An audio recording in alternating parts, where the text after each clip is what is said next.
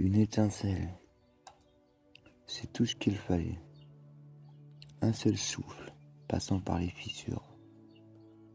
Dans tout ce que je croyais savoir, cela s'est décollé.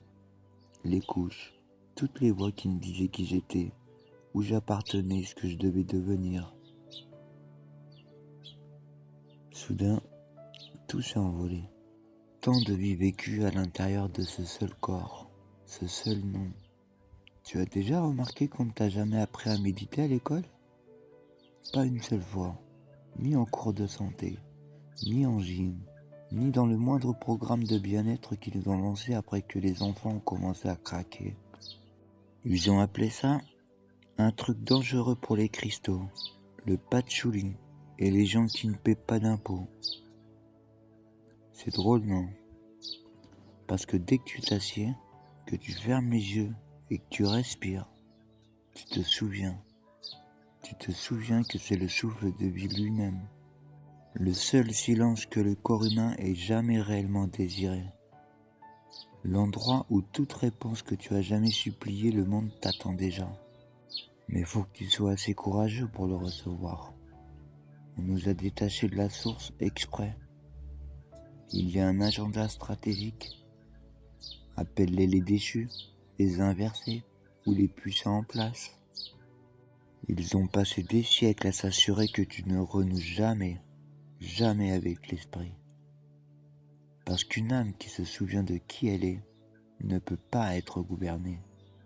Alors ils te noient sous des cycles d'information 24 heures sur 24 en hurlant la terreur et la division pour que ton système nerveux ne quitte jamais le combat ou fuite. Une culture inversée, gravée à travers les films et les cinémas. Des héros qui résolvent tout par la violence, des histoires d'amour qui finissent en trahison, et des dieux qui ne ressemblent en rien à la lumière en toi. Tes soins de peau, ton shampoing, tes soi-disant produits d'hygiène chargés de produits chimiques qui calcifient la glande pinéale, ternissent le troisième œil et transforment le temple en décharge. Tu t'hydrates avec de l'eau morte, dépouillée, fluorée, structurée pour l'obéissance. Des légumes aux pesticides et des sandwichs cannibales cultivés en laboratoire et emballés dans du plastique. Tout, et je dis bien tout, pour t'empêcher de la réunion avec ton créateur. Puis ils te mettent ce rectangle dans la main. Il tient si parfaitement entre tes doigts qu'on dirait presque une prière.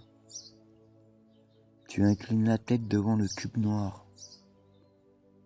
Chaque nuit, et chaque défilement de pouce devant la lumière rouge, les yeux baissés, sans jamais lever les yeux vers les étoiles, sans jamais regarder à l'intérieur vers l'infini. Un avatar facilement possédé n'a aucun compas spirituel, rien pour ressentir. Et ce démon sans âme se nourrit et rit pendant que nous nous disputons pour savoir quelle distraction sera la meilleure.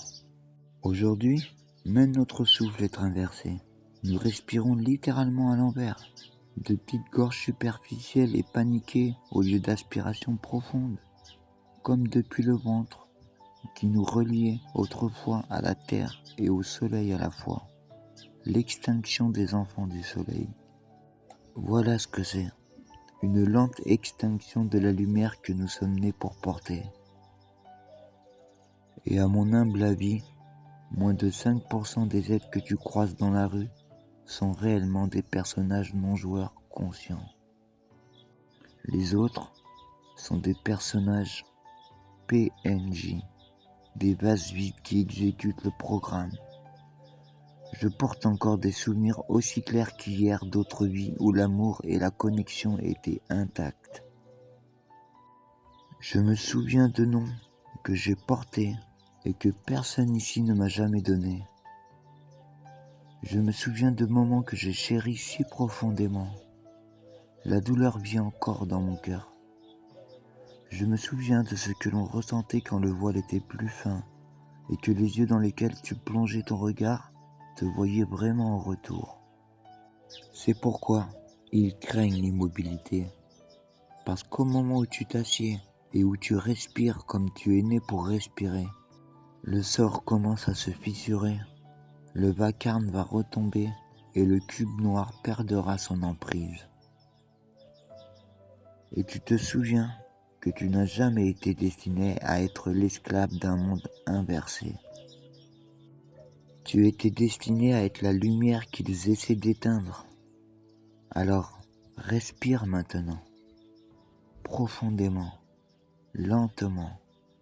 Laisse-les appeler ça New Age, laisse-les rire. Toi et moi, nous connaissons tout de la vérité. C'est le plus ancien remède de la Terre. Et celui qu'ils ne pourront jamais breveter, jamais taxer et jamais arracher.